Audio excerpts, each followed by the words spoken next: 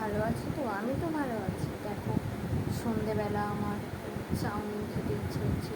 চলো, চাউমিনটা আমি কীভাবে তৈরি করবো তোমাদের সাথে শেয়ার করবো। দেখতে থাকো কীভাবে চাউমিন করছি। দেখো, চাউমিন করতে প্রথমে খালি কড়াইতে চাউমিনটা সিদ্ধ করার জন্য জল দিয়ে দিলাম। জলটা দিয়ে দিলাম, গরম জল বসিয়েছিলাম, তার মধ্যে একে একে চাউমিনটাও দিয়ে দিলাম। তারপর সিদ্ধ করতে একে একে বেশ কিছুটা চাউমিন দিয়ে দিলাম। চাউমিনটা সিদ্ধ করার ফাঁকে আমি কাঁচা লঙ্কা, পেঁয়াজ, আলুটা কুচিয়ে নিয়েছি। গাইস দেখো, চাউমিনটা সিদ্ধ করে আবার নামিয়েও নিয়েছি।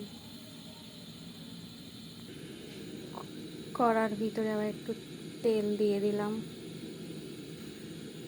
গাইস দেখো, তেলটা গরম হয়ে এসছে। তেলের মধ্যে, কড়াইয়ের মধ্যে আলু ছেড়ে দিলাম।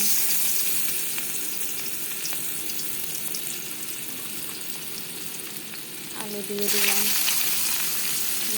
খুন্তি দিয়ে এটাকে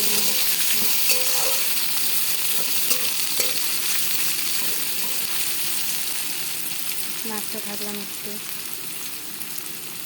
খুন্তি দিয়ে একটু নাড়তে, আলুটা ভাজা হচ্ছে, তার মধ্যে একটু হলুদও একটু লবণ দিয়ে দিলাম।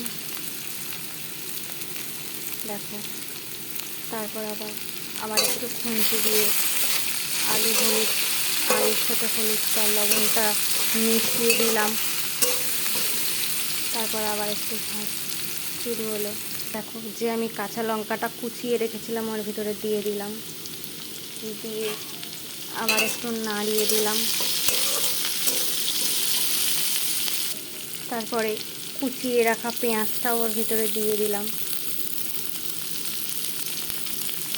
দিয়ে সবগুলো আবার একটু মিশিয়ে নিলাম, নিয়ে ভাজতে লাগলাম।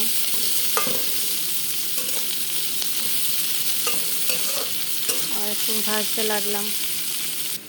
আলু সবগুলো ভালোভাবে ভাজা হয়ে যাওয়ার পরে চাউমিনটা দিয়ে দিলাম। দেখো, গাইস চাউমিনটা আমি দিয়ে দিলাম পুরোটাই। দেখো গাইস, এর মধ্যে একটু গরম মশলা গুঁড়ো দিয়ে দিলাম।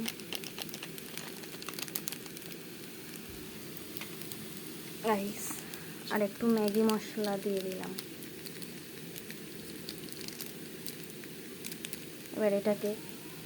এবার এটাকে ভালোভাবে নাড়িয়ে নেব। দেখো গাইস, এটাকে একটু ভালো করে নাড়িয়ে নিলেই আমাদের চাউমিন রেডি হয়ে যাবে। দেখো গাইস, আমাদের চাউমিন রেডি হয়ে গিয়েছে। চাউমিনটা আমি কড়া থেকে বাটিতে তুলে নিলাম। আমাদের চাউমিন হয়ে গিয়েছে। গাইস, ভিডিওটা ভালো লাগলে লাইক, কমেন্ট, শেয়ার করতে ভুলো না কিন্তু। ভিডিওটা এই পর্যন্তই শেষ করলাম।